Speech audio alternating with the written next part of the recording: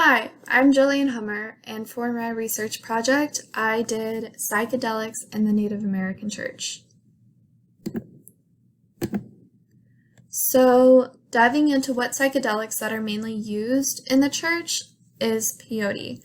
Peyote is a small, spineless blue-green cactus, and it's only found in certain regions of the southern United States as well as northern Mexico. The psychedelic factor of peyote is called mescaline, which can also be found in some other cactuses as well. I believe the San Pedro cactus has a similar psychedelic effect. The cactus itself can either be dried, and I have a picture here. The little buttons can be eaten, as well as they can be made into a tea. The Navajo tribe typically ingests peyote through the use of eating the small dried buttons. This cactus is used as a hallucinogen to change your perception of time and surroundings, as well as euphoria can be felt when using the psychedelic, and sometimes anxiety, depending on the dosage and the goal. When you go into using peyote, it can increase the chance of anxiety. Larger doses usually equal more anxiety. So, to give you some background on the utilization of peyote in the church, as I said before, it only grows in the Rio Grande Valley, which is in southern United States and northern Mexico.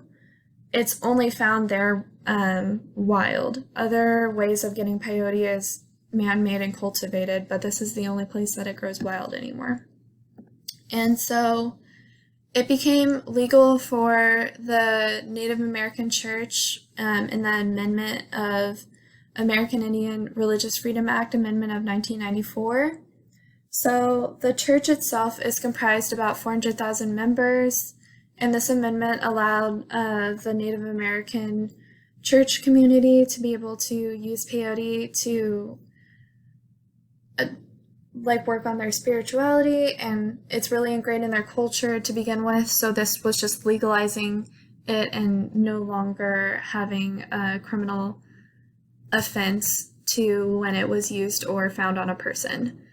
So the Native American Church itself is a combination of Native American heritage or ancestry as well as Christianity. So peyote allows the Native American Church to connect with the spiritual world and their ancestors, as well as going into the trip with a certain goal in mind to accomplish for the church or just for the person themselves. This is very sacred to them, and that's why the United States has actually legalized peyote for the church, because of the cultural purpose. So, why this is actually a human rights issue is that corporations and organizations such as Decriminalize Nature, and there are also some other movements out there, are trying to decriminalize the Big Five, and peyote is one of them. So, looking at the Big Five, I'm going to give you some background on it. So, the first one is magic mushrooms, then comes iboga, ayahuasca, and wachuma, and peyote. So, a lot of these organizations want to decriminalize the psychedelics because of the research that science has found it helps with mental illnesses such as PTSD, depression, anxiety, also addiction. I think that iboga helps with addiction to heroin, which is very severe and something that could really be used in the future to help with that addiction. So I'm going to go further into why it is a human rights issue. So looking at the Universal Declaration of Human Rights, in Article 18, it states that everyone has the right to freedom of thought, conscience, and religion. This right includes freedom to change his religion or belief, and freedom, either alone or in community with others and in private or public, to manifest his religion or belief in teaching, practice, worship, and observance. So those in the Native American church use peyote to practice and worship those like deities, and they're a monotheistic religion, so it allows them to practice their spirituality as well as their own rituals within the church. And why that this decriminalization of psychedelics, specifically peyote, is going to threaten that practice is the amount of peyote that's available and what it means and how sacred it is to that community. So diving a little bit further in depth into that, I'm going to tell you what the legalization of peyote means for the Navajo tribe.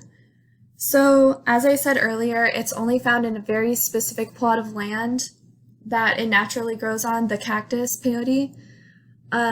So, actually, one of the Navajo organizations has bought about a 600-acre plot of land to try and protect this cactus and recreational use or misuse from other people.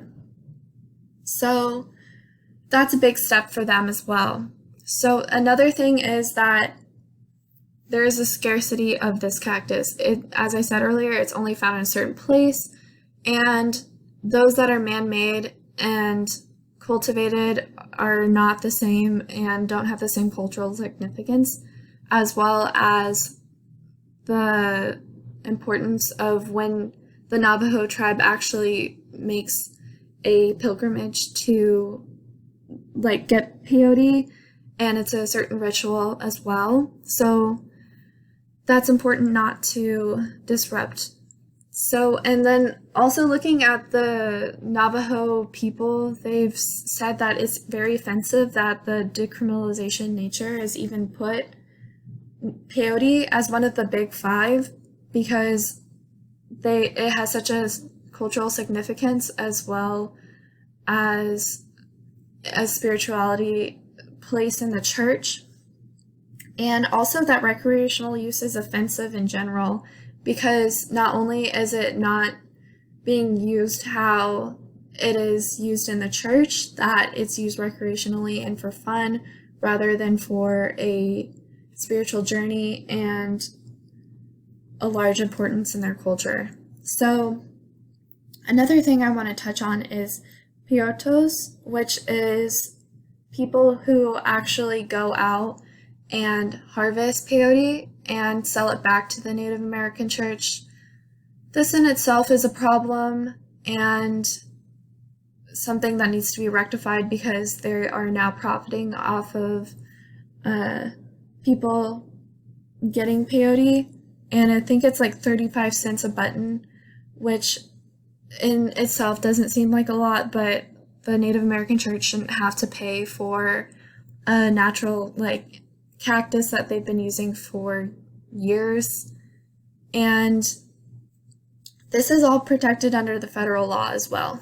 So that amendment in 1994 has protected the use of peyote, and it should stay intact because of the scarcity and the preservation of the culture as well. So the organization Decriminalize Nature shouldn't be including peyote into their big five because of the importance of the rituals and spirituality and the meaning that the actual psychedelic has to the culture.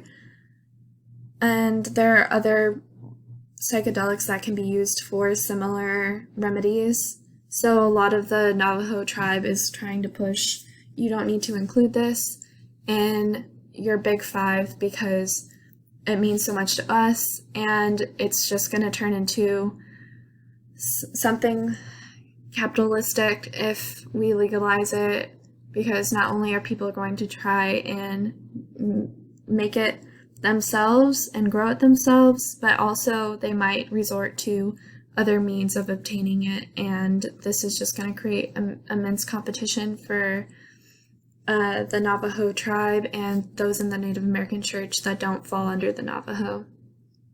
Also, this is similar to the use of white sage, and that it's becoming such a scarcity that people are asking, like, please don't use white sage when cleansing your house or doing a spiritual process in your own home if you are not Native American, just in the fact of respecting the culture.